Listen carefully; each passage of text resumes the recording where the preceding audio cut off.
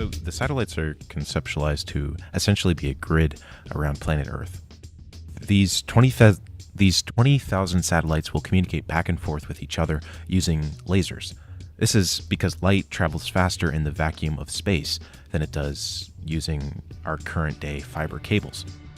Adversely, we will communicate back and forth with the satellites using a receiver of sorts, which they describe as a pizza-sized box.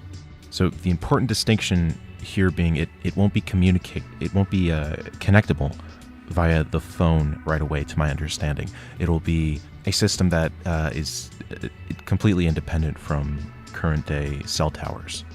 In theory, if they could move this to be accessible via all of the devices currently available now, they would be completely upheaving the current monopolies of modern day ISPs.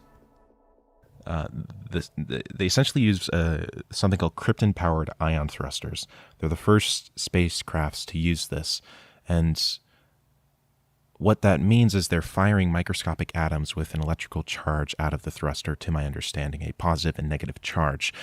This is then used in conjunction with gyroscopes on the satellite itself, allowing for long-term, low-cost movement in each unit for extended periods of time. So looking at the wider view, critics have brought up the point that companies like Starlink may introduce space pollution, reducing visibility for astronomers as our night sky is filled with reflective satellites blocking our view of the wonderful cosmos. Starlink's solution is to paint the satellites with non-reflective material to avoid obstructing our view. They're also working in tandem with the Space Debris Collision System, which is a real-time communication network that sends locational data of space debris to allow spacecrafts to avoid collision. So once the satellite is to be retired, SpaceX states that the unit can sort of fly towards a designated spot on Earth will burn up upon re-entry.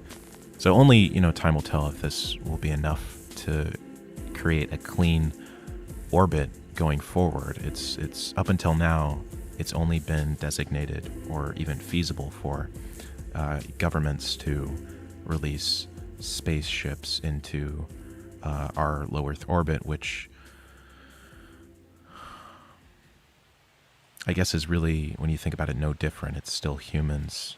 We are even though it's moved to private companies now, we are still humans, and it seems, at least in our current environment, we have a pattern of being short-sighted in the effects that our technology will have on the environment.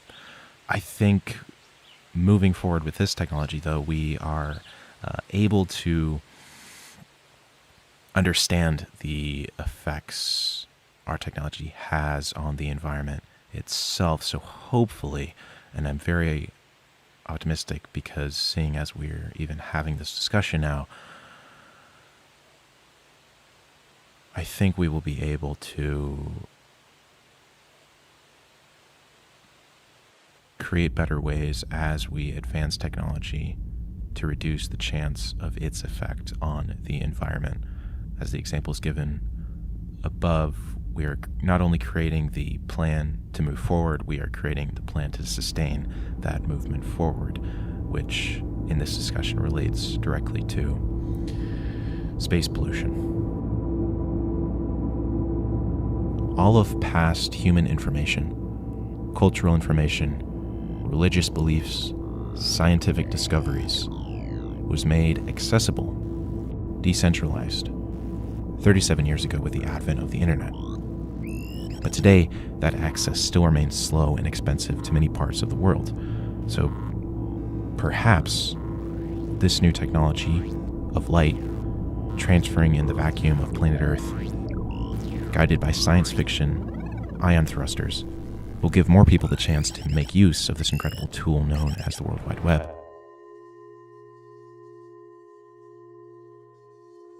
Or at least share more dank memes.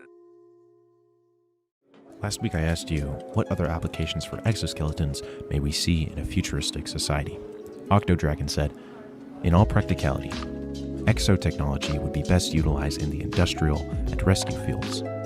Suits designed for durability, reliability, and practicality, submersible suits for underwater construction and exploration, rescues made to helping after or during disasters, exoskeletons made to allow for the use of heavier construction equipment. These are far better uses for this technology than to develop it for combat. Physical conflict is ultimately pointless and results in nothing but death. I hope that, in time, we can eliminate physical war altogether, and I wish good health and safety to all military personnel of the world. Thank you for the answer, Octodragon. This week's question: what anime would you watch on Starlink? I'll see you next week. I found myself alone in the desert, running from what was chasing me, avoiding what I lost. All that remained was my wit and the stash above my lip. Manscaped offers high-quality men's bathwear products, keeping you feeling dandy like a rose. Today, I'm talking about their dual-piece hair and body wash, the Crop Cleanser. I've been using this for about the past month, and I truly will say it is a fine product. It's infused with natural hydrators, including soothing aloe and sea salt, leaving you feeling fresh and invigorated, like a cool morning breeze sent by the grassland spirits above.